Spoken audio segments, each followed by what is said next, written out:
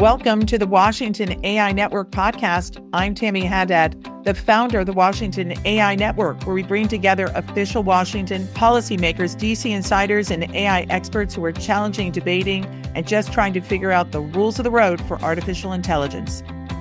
Welcome to the Washington AI Network. Yes, we are back at the House of 1229 for a conversation that's at the very heart of national security.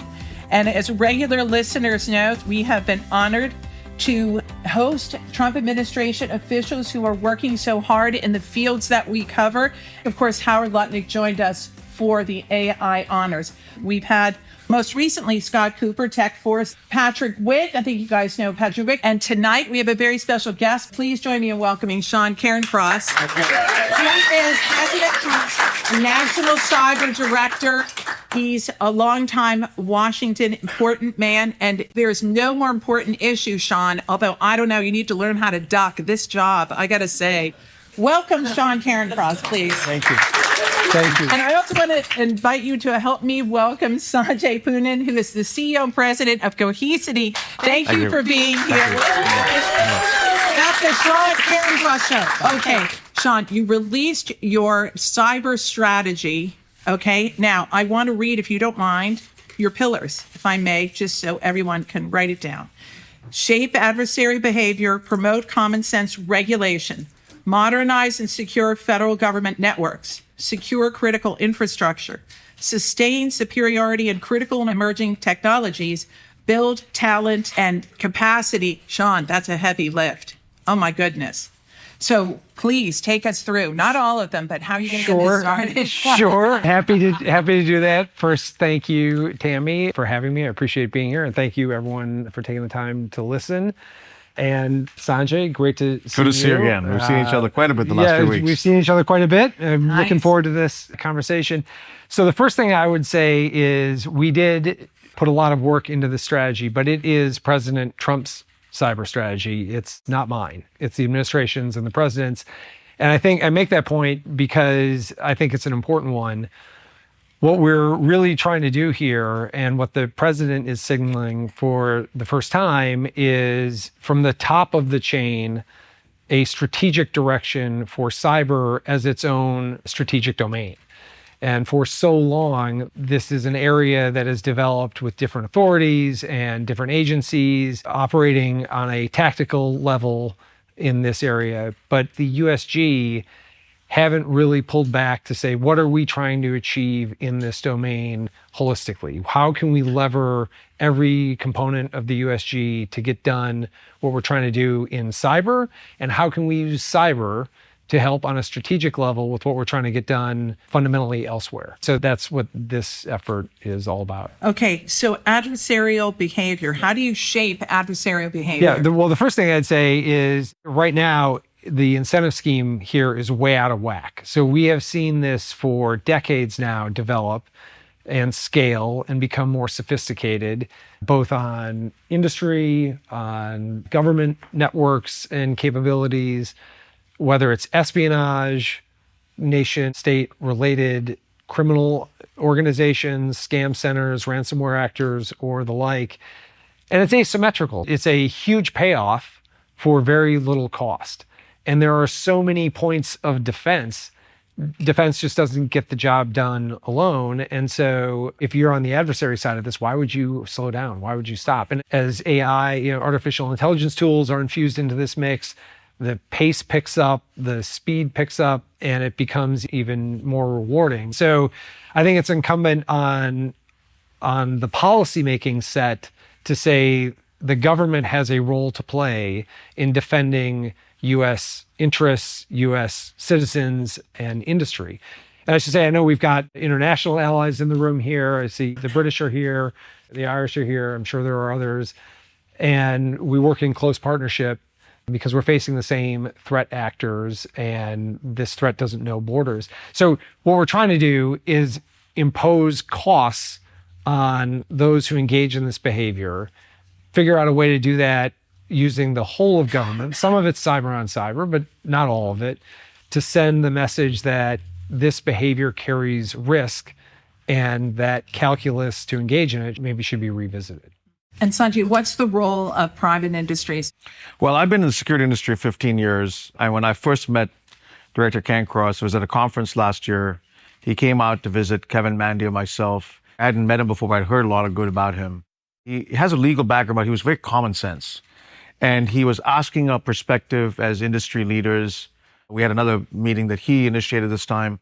Kevin, myself, Nikesh Arora, CEO of Palo Alto, was there. It was, again, a really good dialogue between his office and the private sector and how we could help in partnership. And, if you think about us, we can play cyber defense really well, but we have ideas in cyber offense. You don't want all of us going on offense against a country. Like, what can we do to go on offense if we know it's a nation state actor in particular? We need the government to play cyber offense. And on his first point, what I was really delighted about was the point in the paper that talked about the government now playing a lot more on cyber offense.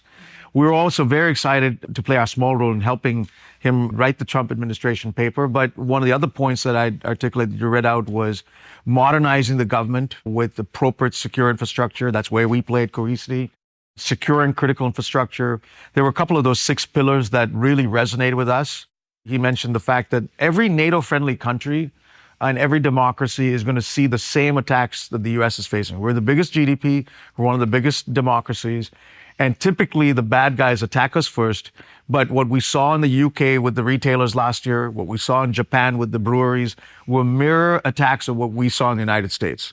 So we'd love to, first off, keep America safe, but then use that to help the world stay safe. Yeah, and just 2 follow-ups on that. So specifically, it was no accident that the president signed the cybercrime EO at the same time as he signed the strategy. That signaling is we're now treating these organizations as transnational criminal organizations.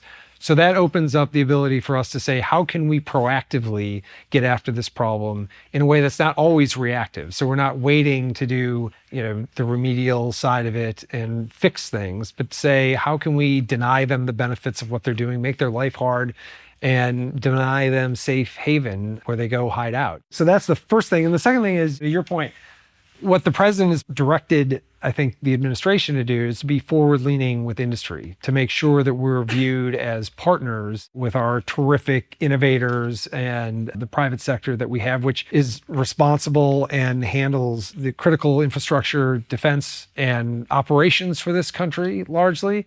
First time I met this guy, I said, look, this is what we're thinking about. This is the direction I think and others want to go. I kept looking for someone to say, no, you guys are nuts. Don't do this. And the universal response was, starting with Sanjay, was, yeah, what are we waiting for? This needs to happen. It's been waiting for from the top direction, and we're excited to have it. Well, it sounds like both of you are saying you're going on offense instead of waiting for something to happen. Is that a fair way to say it? This is a proactive administration, and we believe in not letting problems fester and find their way to us. Mm-hmm. But also even the engagement of the private industry, because, while watching our friend Phil Mattingly on CNN, something happens and then we hear that government steps in and industry. It's almost like this tick-tock after. But it sounds like you're coordinating in advance to maybe stop some of these cyber attacks, or not attacks, but just put this policy in place that would answer some of these questions in advance. Is that fair? I think that is fair. I think there are 2 parts to that. There's the front end part of that, which, like I say, what can we do strategically to get after these actors? And that involves the private sector allows us to really scale in doing that. And there's so much work that you all do. They have great insight into this battlefield where half the time they're taking down networks as part of their standard operations. And so it's aligning those priorities and figuring out how we can allocate resources to best get at this. The second part of your point is the remediation side, sort of once something happens, what do we do about that? There, I think we've got great interagency colleagues now, FBI, DOJ, CISA, the NSA, who are terrific at helping identify and remediate those things once they happen. Now what we're doing is saying, great, once that happens, what can we do in response? How can we better prevent this from happening again? Sanjay? If you look at the security industry, there's like 5,000 companies. But for the prominent ones, we're the leader in data security. Nikesh's company, Palo Alto, is the leader in network security. George Kurtz's company, endpoint security. We all get along and we like each other. And even if there's overlap, we talk a lot together. And we all have a common interest, which is keeping the country safe. Many of us also have operations in other parts of the world. For example, Israel is a good example of a country which has got really good security technology. We often have played with companies there, acquired them. We work with the UK MOD. So I think when we look across the entire world's substrate and landscape, we want to make sure that we're sharing best practices among ourselves. And when the government's willing to work with us, we are in an active dialogue with them, because this requires a collaboration on both sides. And typically, all of us who are prominently involved have major companies in every industry.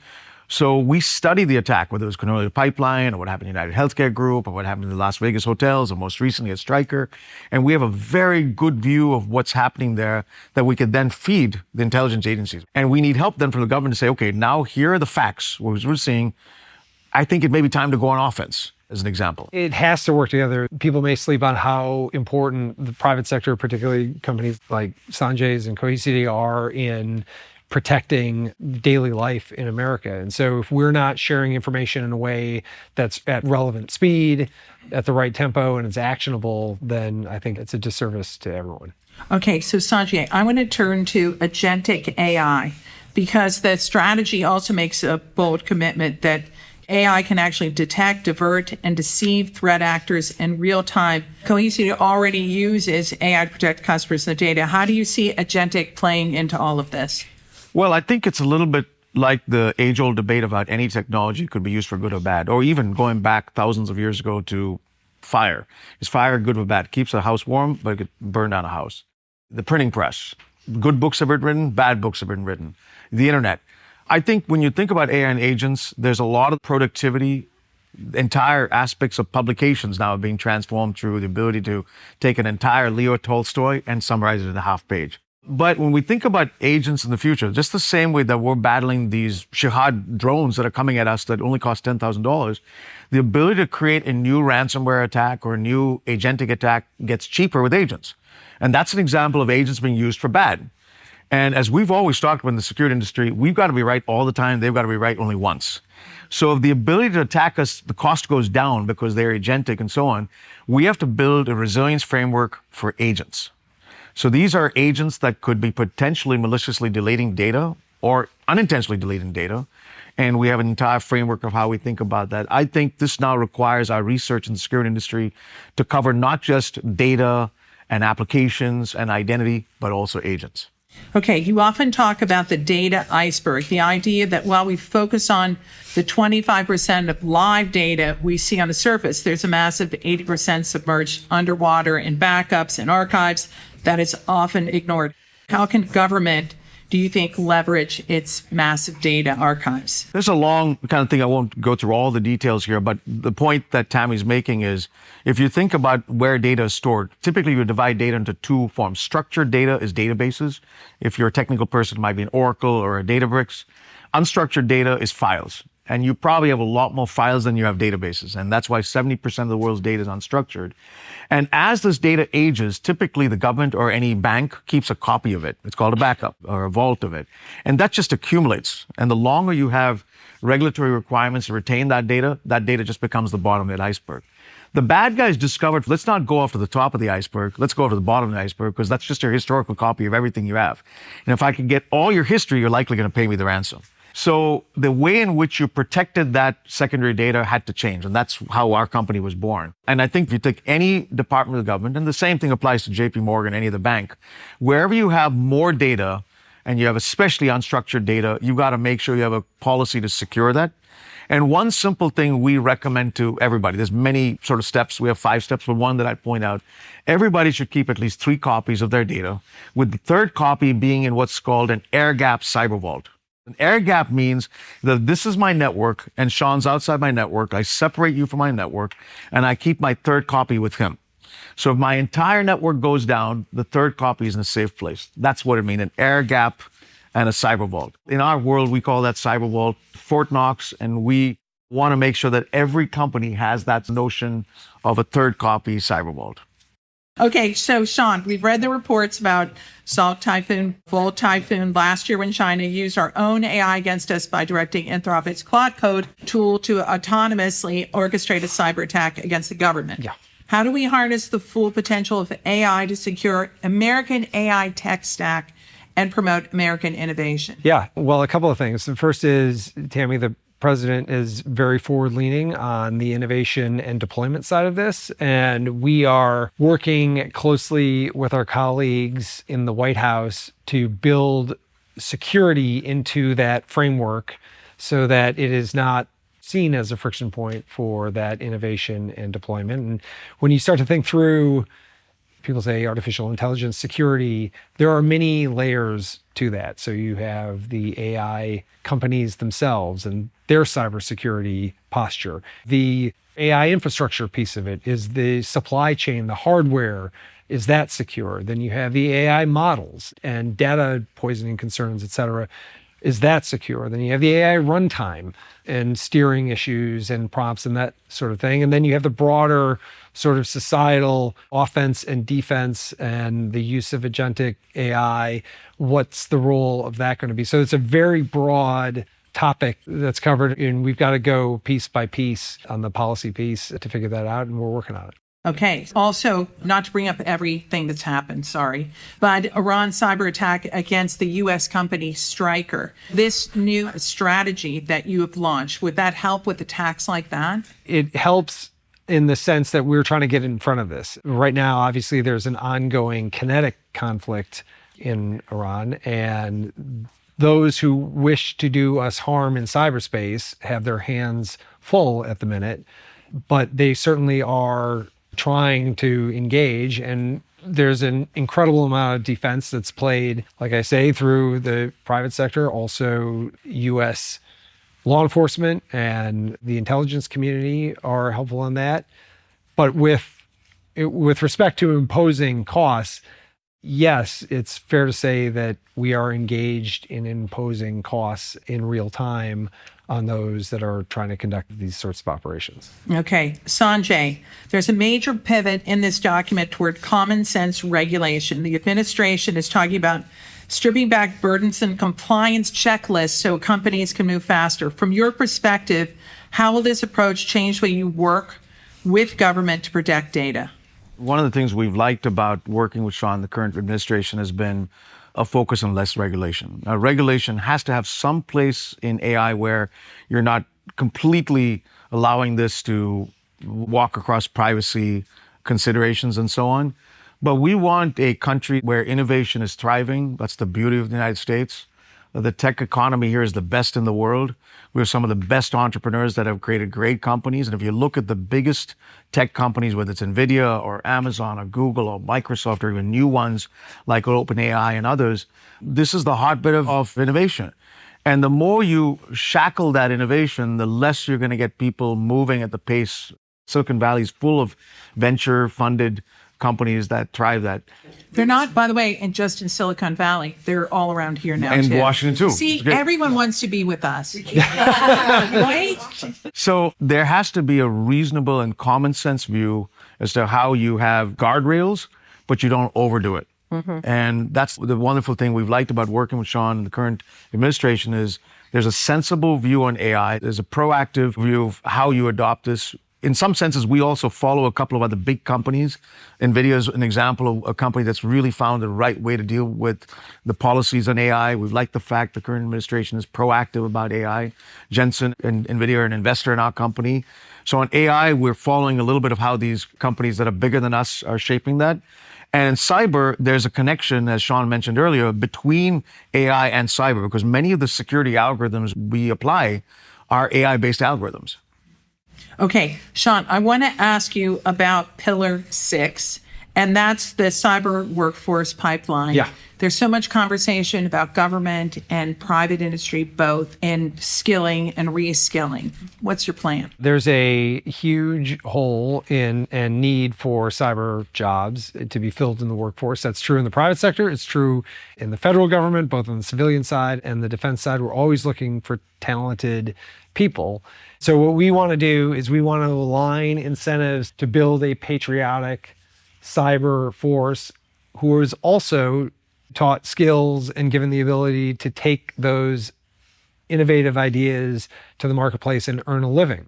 So we intend to launch a cyber academy, which is not a brick and mortar building, but is a nonprofit that is stitching together the existing disparate federal programs and training programs in this space. If you need upskilling, you can come into the program. If you are new to the workforce, come in and be trained. Let's get people with the right skill set in the right jobs. It dovetails with the president's emphasis on let's put people to work. You don't need a 4-year degree necessarily. Get trained, get a certificate, get moving. Pair that with a foundry and an accelerator, which will seed private capital and venture capital to get new concepts to development, use federal authorities and testing capability to test those products, help bring them to market and deploy them. We're very excited about this. We're working through the process now, but we will, as we have in the past, be in full conversation with partners in industry and the private sector as we move it forward. But yeah, we're thrilled about it. Are you ready to sign people up for the Cyber Academy? Because we might have some people here. Oh, we have a volunteer in the front row. We would welcome you as student one. No, we will be hopefully very soon. Okay, I look forward to that. Yeah. So Sanjay, where do you see the biggest opportunities to protect Americans today? What's not happening now? What would you like to see? It's your dream. Sean's here. We've got all these folks in the audience, people listening. So there's two ways. There's a protect, but there's also something I'm very optimistic about in AI. Typically, the biggest agencies in the government and the biggest banks have a lot of money they spend on cyber. So you may see an attack on a JP Morgan, one of the biggest banks, but they've got so much spending, the likelihood is low. Same with perhaps the Department of War. But the unified school districts are getting hit pretty bad. You heard the LA Unified School District from several years ago. Hospitals, they don't spend as much. And these are important parts of our community. These are school districts with students. We got to protect those students. What do you gain out of publishing the grades of all the students in a cyber attack and ransomwaring the school? They don't have a lot of money anyway. Why do they do it? Just chaos? It's just to create chaos. And hospitals have responsibility for critical emergency equipment in the intensive care rooms. And if one of those hospital equipment go down, you probably can't do a treatment that could be the difference of life and death. So if you think about the critical infrastructure of this company, it's not just nuclear and power plants and electricity and chemical plants, it's also hospitals. And when we think about those two segments, I'm hopeful that the work that we do between the private and public take care of our population, especially the schools and hospitals. On the positive side, I'm actually on the board of Philips, a big medtech company. I actually think AI is going to really help us solve certain things in medicine, both in medtech and biotech, that extend our lives. A lot of what we've been talking about is defense. Right. But I think AI is going to change. If you think about imaging technologies, if you take a CT scan and an MRI, you can detect cancers earlier. There's probably going to be drugs that can come out that save lives if we can solve Alzheimer's and, a lot of these diseases, ALS, that I think are at the core of a genome sequenced type of opportunities for drugs. And I hope that's in our lifetime. I mean, self-driving cars are good. I'm excited about that. That's good. But I'm a lot more excited about extending our life. My hope is that AI has a very positive effect on extending our life. All right, Sean, in the foreword to President Trump's strategy, he writes that America will remain unrivaled in cyberspace. Now, that's a pretty powerful statement, and it's going to take robust public-private partnerships, as we've discussed today. If there's one thing to the leaders in the room who represent both, and those listening, what is your one piece of advice or one thing you'd like them to do? I think the first thing I would say is I think that's unquestionably the case. The United States has, both on the technology and the innovation side, but on the cyber operator side, the world-class talent and personnel. And I think that's been displayed just in this year alone in multiple operations that the government's been engaged in Venezuela, in Iran, and elsewhere. Chairman Kaine has been very straightforward about the use of cyber in that regard and the growing reliance that the government has on its ability. But I think for your question and people in the room, communication on this side of it is vital. whether that's from industry to government in information sharing that is actionable and helpful. It needs to flow in both directions for this endeavor to succeed. I think right now, I understand on the industry side that there's liability concerns, there's reputational concerns. I understand that in the past, the posture of the government has been to say, here's a checklist of the things that you haven't done. But that setting is changing. There is an expectation on the private sector and industry to do their parts, but we want to engage so that we can collaboratively figure out how to most effectively defend the American public. Because to Sanjay's point, we're talking about some of the most vulnerable pieces of civilian infrastructure and livelihood and the free world. So it's a collective effort. We would love everyone's engagement. Okay, great. Thank you, Sean Cairncross, the Director of Cyber. And Sanjay Poonen. When people come to our events, we ask them to list their favorite AI, and then we also ask them their favorite prompt. So, Sean, if you don't mind, I'm going to read yours, which is, how much greater can AI make America? How about that? Good question. Thank you so much for coming. Thank you all for being here. We appreciate it. And please follow us at Washington AI Network. Thank you. Thank you, Tammy. Thank you for listening to the Washington AI Network podcast. Be sure to subscribe and join the conversation. The Washington AI Network is a bipartisan forum bringing together the top leaders and industry experts to discuss the biggest opportunities and the greatest challenges around AI. The Washington AI Network podcast is produced and recorded by Haddad Media. Thanks for listening.